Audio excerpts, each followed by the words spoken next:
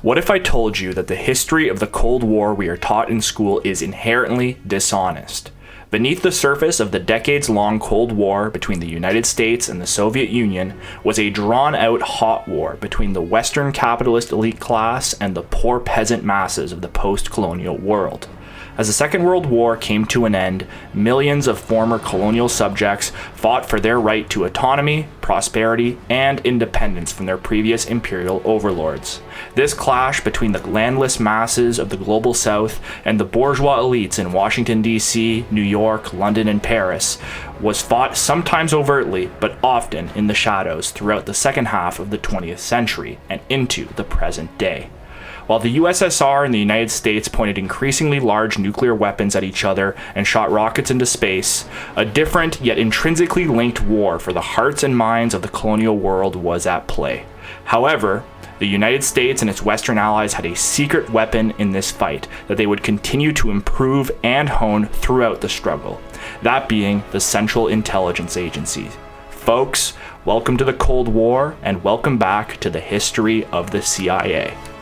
If this is your first time joining us on this series, I want to welcome you. I make all my videos as standalone products. As a new viewer, I recommend you watch this part first, especially as we are entering a new chapter of our series. If you enjoy the video and how I present information, the previous parts will always be there and will hopefully be equally as enjoyable. Today, we are starting a new chapter in our story with the creation of the Central Intelligence Agency. In the previous three parts, we covered the history of the wartime predecessor to the CIA, the Office of Strategic Services, their collaboration with Nazis in Europe, organized crime in China and Harlem, and the beginning of Operation Gladio, the future plans for a shadow anti-communist army in Western Europe. As always, in every video, I cite all my sources. When a number pops up at the top of the screen like this, you can find a matching bibliographic citation in the description. I have a lot to cover today as we look at the global cultural environment that led to the birth of the CIA and how the Central Intelligence Agency was finally created with little regard for its troubling future. Let's begin.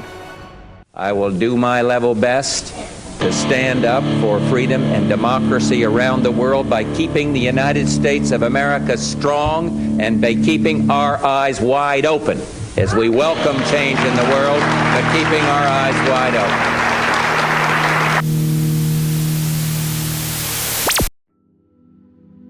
Since the majority of our series will be taking place during the Cold War, the years roughly between 1947 and 1991, I want to use today's video to outline some fundamental dynamics of the Cold War and cover a few misconceptions about this often misunderstood and misrepresented period. At least where I am from, we are taught in high school and in most establishment documentary sources that the Cold War was essentially an era of long, troubled peace between the two global superpowers, the capitalist United States and the communist Soviet Union. Very little attention is given to the constant state of active conflict throughout the rest of the world. This series will take a very different approach from this traditional narrative. By looking through the lens of the CIA's activities from the 1940s to the 1990s, a different picture emerges. This period of relative peace between great powers becomes an era of innumerable bloodshed and struggle between the Western capitalists and the emerging countries of the developing world. I believe that learning the history of the Cold War through this viewpoint helped me better understand the world we live in today. I hope that this will do the same for you as well. At the end of the Second World War, the globe could be broadly divided into three major camps. The first camp, or the First World, as it was known at the time, was made up of the capitalist Western European countries and their settler colonial states in North America, specifically Canada and the United States. By the 1950s, Japan, Taiwan, and South Korea would all join this arrangement as well. This grouping of states had gotten exceedingly rich through global colonialism over the previous 4 centuries, extracting the wealth from their global empires, be it minerals, cash crops such as tea and tobacco, or as discussed in the last part, opium, as well as lumber, rubber, slaves, and most recently, oil. These commodities were then shipped to the colonial homelands, where the industrial capabilities to transform these resources were established. This practice created a clear division between the poor, exploited colonial residents that worked to extract raw materials almost solely to the benefit of their colonial rulers, then the slightly less poor and more comfortable Western working class that worked to transform the colonial resources into consumer goods, and finally, the Western capitalist elite. The business owners, lawyers, stock traders, shipping magnates, and power brokers that owned the productive capabilities and profited massively from this whole system. As we've made clear in past episodes, most of the early CIA men were from this upper crust of the First World. Throughout the CIA's history, its directors and agents would continue to be pulled from Wall Street, elite law firms, and multinational corporations that benefited massively from the open-door system left behind by global colonialism. Take, for example, Allen Dulles, who worked at his brother John Foster Dulles's elite Wall Street law firm, Sullivan & Cromwell. Sullivan & Cromwell represented such clients as United Fruit and the Anglo-Iranian Oil Company. Unsurprisingly, these conflicts of interest would manifest themselves in covert operations and illegal meddling abroad, at the behest of these massive companies. The CIA would be lobbied by United Fruit to overthrow the left-wing government of Guatemalan President Jacobo Arbenz in 1954. Allen Dulles, the director of the CIA under Eisenhower, and John Foster Dulles, the Secretary of State in the same administration, worked to overthrow the democratically elected government of Arbenz and replaced him with a brutal Western-friendly dictator. This was 1 year after the CIA toppled the democratically elected government of Mohammad Mossadegh in Iran, at the request of the British government and Anglo-Iranian Oil Company. Once again, United Fruit and Anglo-Iranian were both Sullivan & Cromwell clients. The worlds of the Western elite and the CIA were for the most of its history intrinsically linked, with both parties pulling from each other's ranks. George H.W. Bush, for example, was the president of a global oil company called Zapata Oil, among other business ties before he became director of CIA in the 1970s. William Casey, director of CIA under Reagan, was a partner at the elite corporate law firm Hall, Casey, Dickler, and Howley before his tenure. This is but a very short list of the deep ties between the CIA and the American elite business class. The reason I put so much emphasis on this point is because this interplay between American capital and the Central Intelligence Agency led to countless illegal and undemocratic operations abroad, largely in the developing world, but also in Europe and even, as alleged by some, domestically in the United States. Throughout this series, I will continue to point out the conflicts of interest and the business dealings of relevant CIA figures to continue to paint this picture of the true motives of America's spy agency. The Second World, on the other hand, in 1945 consisted of the Soviet Union and the new Eastern Bloc states that it occupied in Eastern Europe following the fall of Nazi Germany. As previously mentioned, traditional histories of the Cold War focus almost entirely on the cold conflict between the USSR and NATO, through nuclear posturing, proxy wars, and moments of diplomacy.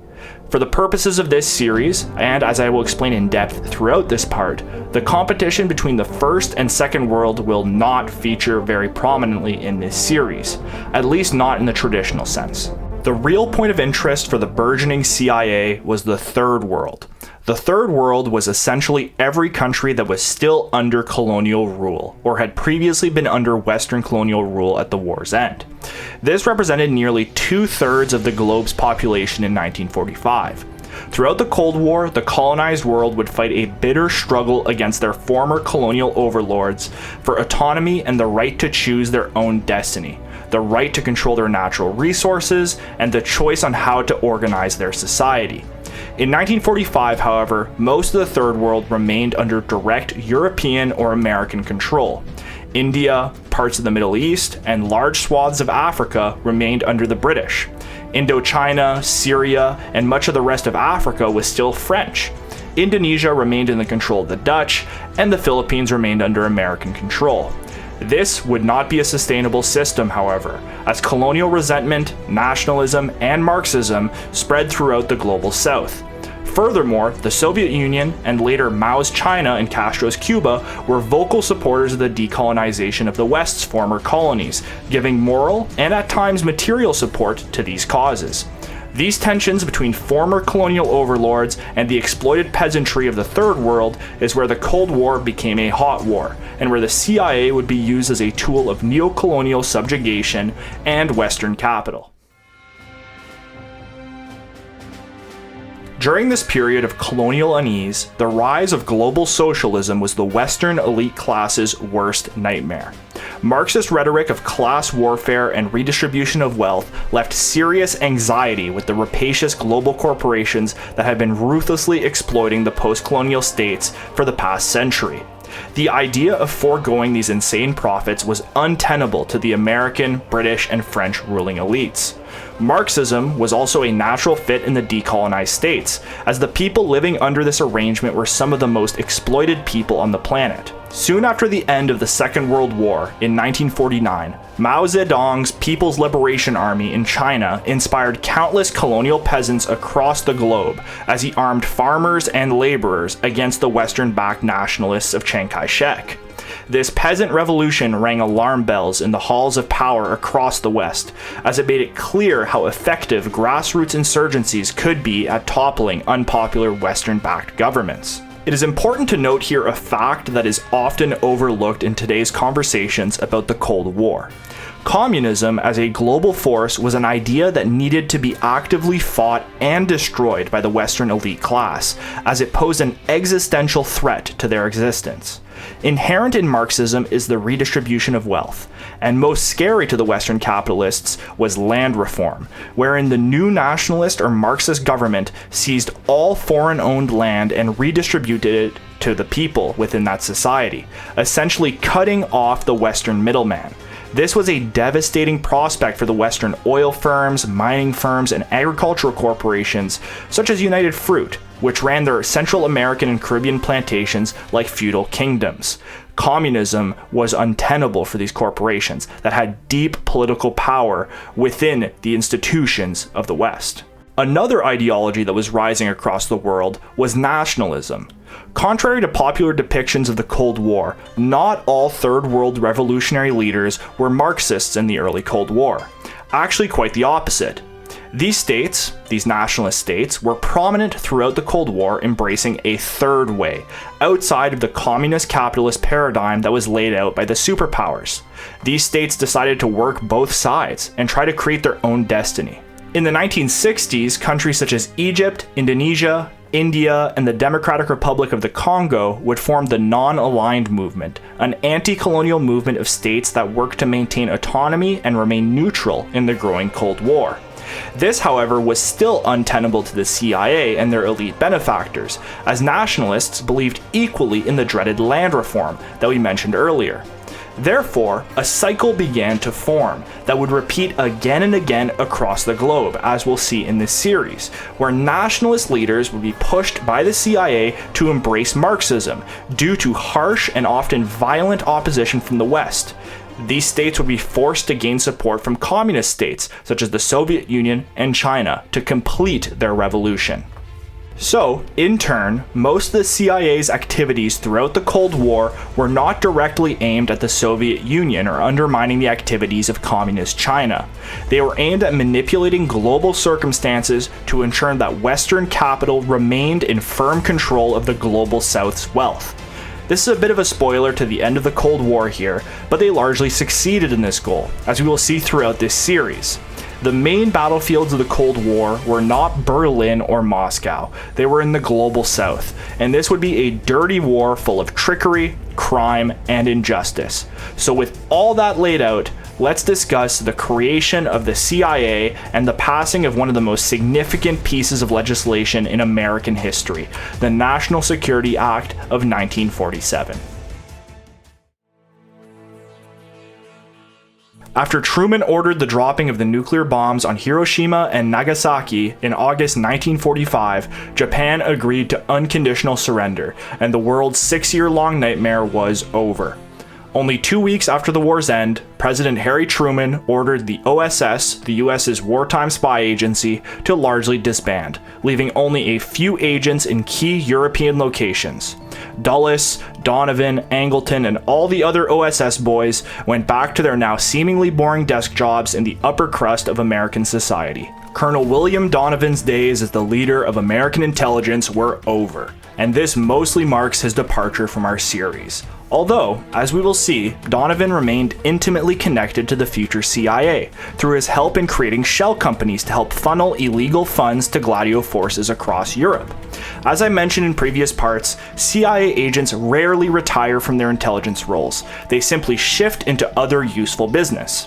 For Wild Bill, this was the case, but for now, we say goodbye to this character. His influence in helping save Nazis from Nuremberg will be remembered. Between the dissolution of the OSS in 1945 and the creation of the CIA in 1947, there was a transition period. President Truman was very reluctant to create a peacetime intelligence agency, due in part to his liberal leanings. Truman feared that creating an operating agency that had unlimited power to conduct illegal operations across the globe was potentially dangerous to American and global democracy.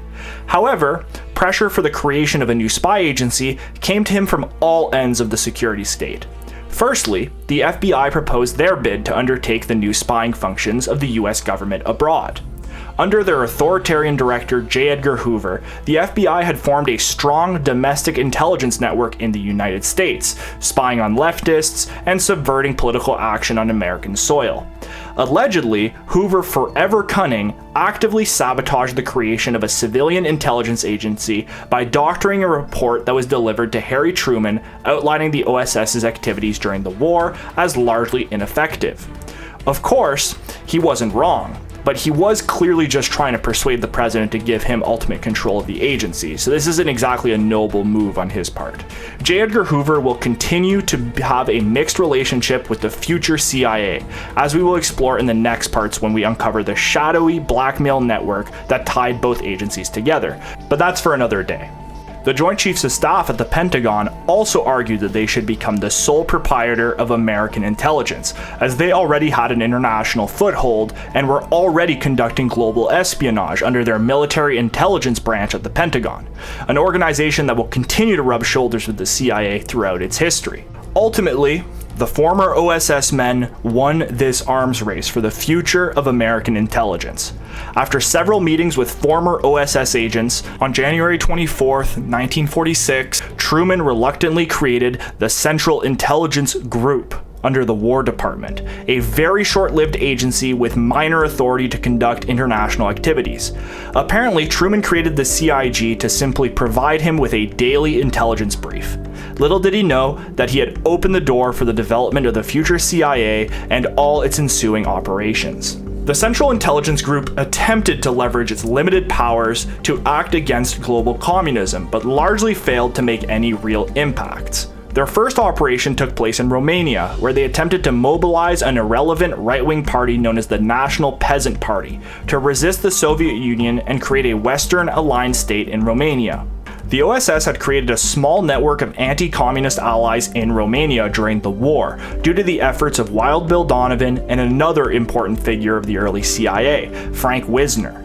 Wisner, or just Wiz for short, was the charming son of a rich Mississippi landowner in the Jim Crow South. He came from an incredibly privileged background, as did many of his other colleagues, but he allegedly didn't even dress himself as a child. Instead, he would just lay on the bed and let a servant dress him for him. Wisner attended a prestigious private school and went to the University of Virginia, where he was a part of the mysterious Secret Society of Seven. This society remains so secret that the names of its members are only revealed upon their death. Secret societies will play a crucial role in future CIA operations as shadowy forums for backroom deals and liaisons between organized crime and legitimate figures of the security state. Wiz graduated from college with a law degree, and like so many other future CIA agents, joined a white-collar law firm on Wall Street. Wisner was the OSS station chief in Romania during the war, where he helped organize a small community of German fascists into an anti-communist stay-behind force to fight the future Soviet invasion. Wisner's stay-behind organization in Romania foreshadowed the future Operation Gladio that would place fascist paramilitary cells across Western Europe to fight communists. Despite his best efforts to combat Romanian communists, Wisner's networks were completely wasted by the Central Intelligence Group, as once they were activated in Soviet-occupied territory, they were quickly rounded up by Russian intelligence agents and sent to the gulags. To add to the failure, the CIG's misstep led to a quicker official integration of Romania into the Soviet Union by Stalin, fearing more subversive activity in the territory. The Central Intelligence Group did provide one important lesson to the future CIA. There existed a massive gap in intelligence experience and capabilities between the Americans and the Soviets at this time, especially given Stalin's repressive and omnipresent reach throughout the USSR. The Soviet Union had been running their secret agency Cheka, the predecessor of the KGB, since 1917, and had become masters at counterintelligence, comparatively to the relatively new American intelligence apparatus that had only been in effect since 1941. Throughout the Cold War, American covert operations behind the Iron Curtain would be mostly futile, which led the agency to fighting the advance of communism on other fronts around the world instead. Under the CIG's second director, Air Marshal Hoyt Vandenberg, the agency would be reformed into the CIA of today, but not without the help of the venerable Allen Dulles. While the CIG failed to subvert the Soviet Union in Europe, our old pal Allen Dulles was working hard at his former law firm Sullivan & Cromwell on Wall Street. Although on paper, Allen Dulles was working as a lawyer during this period, he did continue to liaise with his former OSS colleagues to plot the course of the future CIA. He and Wild Bill Donovan created a work plan for the future agency in the years of 1946 and 1947. He was also elected as the president of the Council of Foreign Relations in 1945, a powerful think tank of former army men, business leaders, and politicians that worked to preserve American supremacy across the globe. Dulles did not retire from spycraft after the war, he was simply on a hiatus. These efforts to remain intimately connected to the post-war security state paid off massively, when in 1947, Dulles was called forward by the Senate Armed Services Committee to lay out the architecture of the future CIA. The outline he devised was largely based on Wild Bill Donovan's dreams, a highly funded, top-secret, unaccountable agency that could operate globally without any limitations. The report was presented to Truman in 1947, and after years of constant lobbying by the FBI, the Pentagon, and former OSS agents, he finally agreed to the proposal. Coincidentally, or maybe not so coincidentally, 1947 was also the year that Truman declared his famous Truman Doctrine, where he officially positioned the United States as an overt enemy of communism across the globe. He stated to Congress in March 1947, while requesting military aid to anti-communist forces in Greece, quote, "I believe that it must be the policy of the United States to support free people who are resisting attempted subjugation by armed minorities or by outside pressure." And with the utterance of these words, the Cold War had begun. Truman's words about freedom and fighting for the oppressed sounded really nice on the surface, but as we will see in the next part of this series, these words would manifest themselves immediately into the support of fascist paramilitaries and a deeply unpopular monarchist government in post-war Greece. Truman could not simply create the Central Intelligence Agency out of thin air, though. He needed congressional approval. So in June 1947, a congressional committee was convened and Allen Dulles was brought into DC to present the proposal. At this point, with the rise of the Red Scare and the encroachment of the Soviet Union in Eastern Europe, the US government was looking for any way to subvert the spread of socialism across the globe. So in 1947, Truman signed the grotesque National Security Act, which I consider to be up there with the Patriot Act as one of the most devastating pieces of legislation for American civil liberties. The National Security Act of 1947 created firstly the National Security Council, a new direct line between the White House and the Joint Chiefs of Staff, essentially further blurring the lines between the political arena and the military, but also adding an extra layer of fog between military decision-making. Furthermore, it also created the Secretary of Defense position, which unified all military branches under one civilian leader. The act also created the US Air Force, which had previously been under the Army, with good old General Vandenberg, the leader of the Central Intelligence Group, as its new leader. And finally, the National Security Act included the creation of the Central Intelligence Agency, an independent civilian intelligence agency with an operating budget, a staff, and a global reach. And, just like that, with the signing of one act, President Truman created one of the most influential and damaging organizations in the modern world. The CIA would be able to conduct illegal regime change operations, political assassinations, coups, and all sorts of other immoral acts due to 11 words in the National Security Act. Nowhere does the act prescribe the outright authority to conduct any of these operations, but it does include 11 innocuous words that would define the CIA's mandate until the present day. The act firstly allows the CIA to correlate, evaluate, and disseminate intelligence, which is all very standard intelligence work. But it's what comes next that is very problematic. On top of those functions, the National Security Act allows the CIA to perform, quote, other functions and duties related to intelligence affecting national security. These 11 words that do not define anything in particular would form the legal basis for all the activities we will be covering in this series. All the illegal coups, assassinations, drug smuggling, blackmail, and extortion would be covered by this vague and unassuming passage. And all this illegal activity started in Greece in 1947, where a brutal civil war was unfolding between communists and monarchists. And this is where the CIA operated for the first time. And we will cover this in the next part of this series. And that's all I've got for today, folks. So thank you so much for watching it the full way through. If you made it this far and you enjoyed the content, please give me a thumbs up.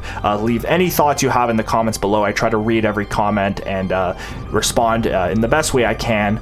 So thank you so much. As always, subscribing goes a long way as well. Keeps you notified of when new videos comes out.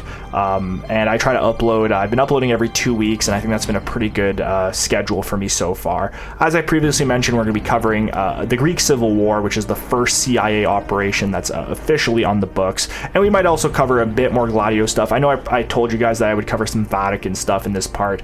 I just really didn't have the time for it in this video. I try not to exceed 30 minutes, and that's really a big topic. So if we have time next week with Greece, I'll try to cover all the sort of early Gladio Vatican stuff, I promise.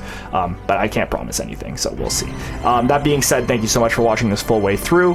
And as always, this is the history of the CIA, and remember to always keep your eyes wide open. Take care.